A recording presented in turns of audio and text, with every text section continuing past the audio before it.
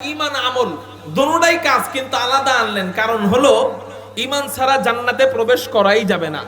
আর আমল না করে শুধু ঈমান নিয়ে যদি কেউ মারা যায় তাহলে জান্নাতে প্রবেশ করতে পারবে, তবে আল্লাহ পাক তাকে শাস্তি দিয়া জাহান্নামের শাস্তি ভোগ করায়া এরপর জান্নাত দান করবেন।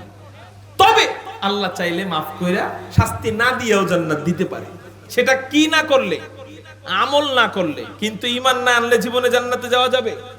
তাহলে জান্নাতে যাওয়ার প্রধান শর্ত, প্রধান কাজ কোনটা? জোরে বলেন ঈমান, জোরে বলেন। দ্বিতীয় কাজ কোনটা? আমল।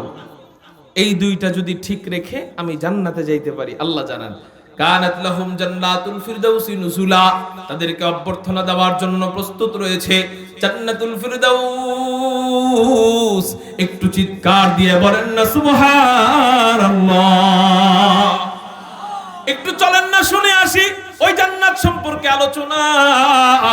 কারণ মজুরি সম্পর্কে যখন জানতে পারে, শ্রমিক মজুরি সম্পর্কে জানতে পারে, তখন শ্রম দিতে ভালো লাগে। ও যদি জানতে পারে আমার কাজের পারিশ্রমিক এত বেশি হবে, কাজ করবে মনোযোগ দিয়া। আর যদি জানতেই না পারে আমি এত কষ্ট করে খাটলাম, মালিক আমাকে বেতন কত দিবে আমি জানি না, মাসিক এত বেতন দিবে এটা আমার জানাই নাই, তো খাটতে মনে চাইবে। এই জন্য বেতন কত, মজুরি কত, এটা জানা বড় জরুরি। চলেন একটু জেনে আসি ঈমান আমলের বিনিময় আমাদের মজুরিটা কেমন হবে।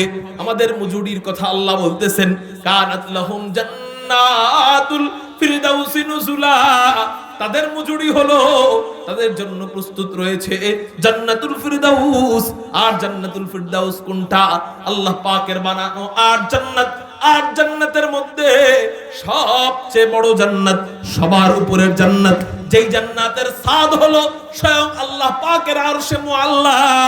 ওই জান্নাত আল্লাহ আপনাকে আমাকে দিয়ে দিবে।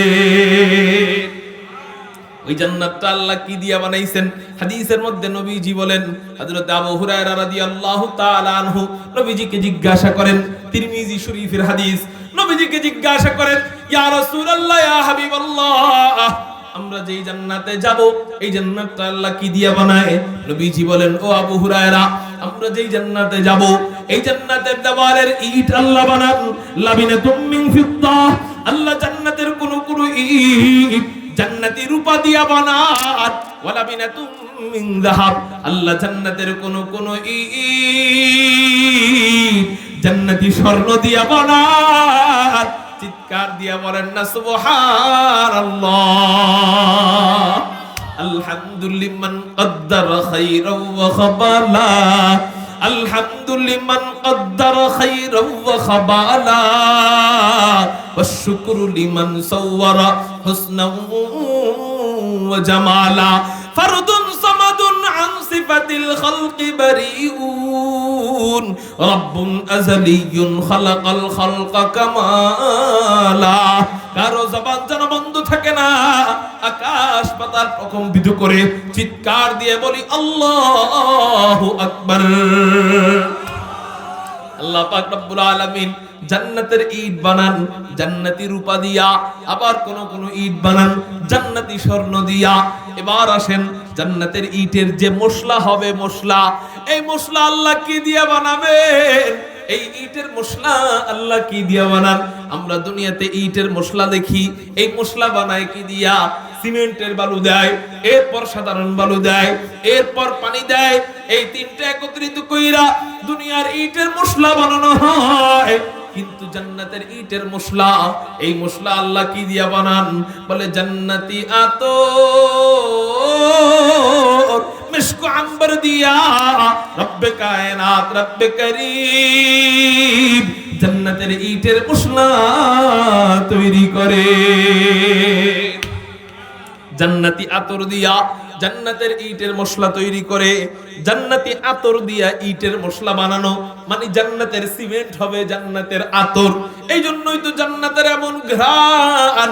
জান্নাতীরা যখন জান্নাতের কাছে যাবে, নবীজি হাদিসের মধ্যে বলেন কত দূর থেকে জান্নাতীরা জান্নাতের কাছে আসবে। হাসরের ময়দান থেকে জান্নাতের দূরত্ব হলো কমপক্ষে 40 বছরের রাস্তা, 40 সানা, 40 বছর। কয় বছর বলেন না? হাসরের ময়দান থেকে জান্নাতের দূরত্ব হলো কমপক্ষে 40 বছরের রাস্তা।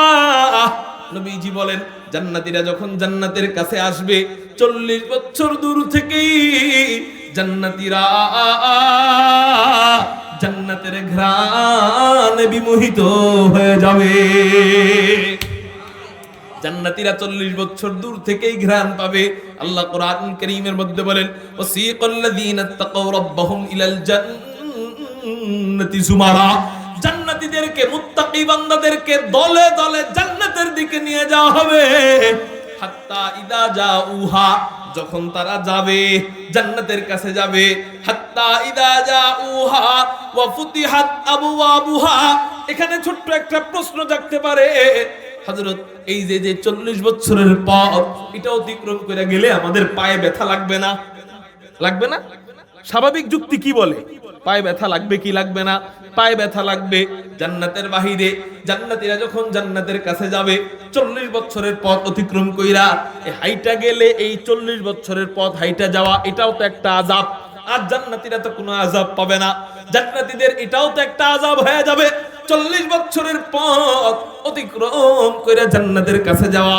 তাহলে হযরত বলেন আমাদের জন্য ওখানে পায়ে হাঁটার ব্যবস্থা ছাড়া আর কি কোনো ব্যবস্থা থাকবে না? কোনো গাড়ির কি ব্যবস্থা থাকবে না? কোনো ইউরোপ্লেনের ব্যবস্থা কি থাকবে না? কোনো হেলিকপ্টারের ব্যবস্থা কি থাকবে না? কোনো বিমানের ব্যবস্থা কি থাকবে না?